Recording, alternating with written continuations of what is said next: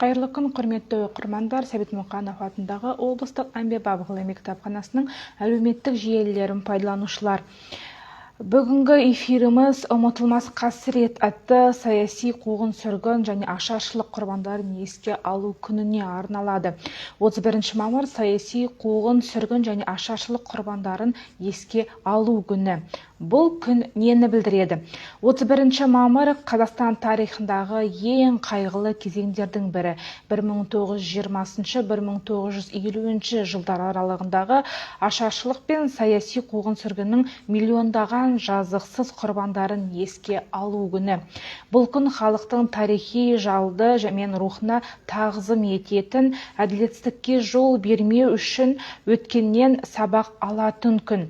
Ашаршылық жылдары 1921, 1922, 1931, 1933 және 1946, 1947 жылдар аралығы. Себебі кеңес өкіметінің мал мен мүлікті күштеп тарту алу саясаты, жаппай ұжымдастыру, азық-түлікті жоспарлы жинап алу, әкімшілік қысым. Салдары 1931-33 жылдары 2 миллионнан астам қазақ аштан қаза болды. Халықтың 1/3 бөлігі жойылды. Көптеген ауылдар бос қалды. Адамдар Қытай, Өзбекстан, Түркменстан, Ауғанстанға басып кетті. Қазақтың дәстүрлі мал шаруашылығы мен тұрмысы күйреді. Саяси қуғын-сүргін 1928-1953 жылдары. Не болды? Кеңес одағында халық жауы, ұлтшыл, тыңшы деген жалған айыптармен азаматтар жазаланды. Қазақстанда 103 мыңнан астам адам қуғынға ұшырап, 25 мыңнан аса адам атылды. Көптеген зиялы қауым өкілдері, ақындар, жазушылар, ғалымдар, саясаткерлер жазаға тартылды. Қуғын-сүргінге ұшыраған танымал тұлғалар Ахмет Байтұрсынұлы, Әлихан Бөкейхан, Міржақып Дулатов, Мағжан Жұмабаев, Сәкен Сейфуллин, Ілияс Жансүгіров, Тұрар Рысқұлов, Бейімбет Майлин. Олар ұлттың рухани тірегі болған, бірақ кеңестік жүйе оларды қауіпті санады.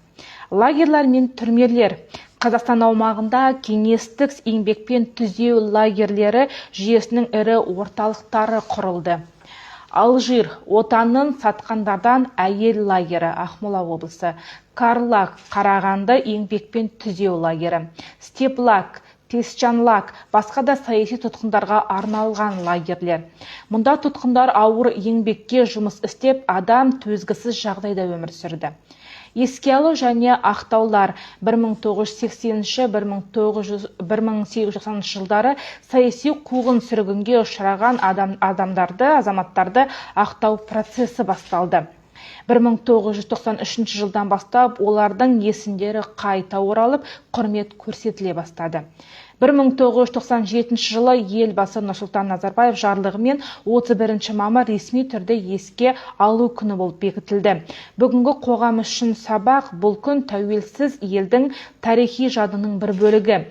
Қайғылы оқиғаларды ұмытпау, бейбітшілік пен әділдікті сақтаудың кепілі.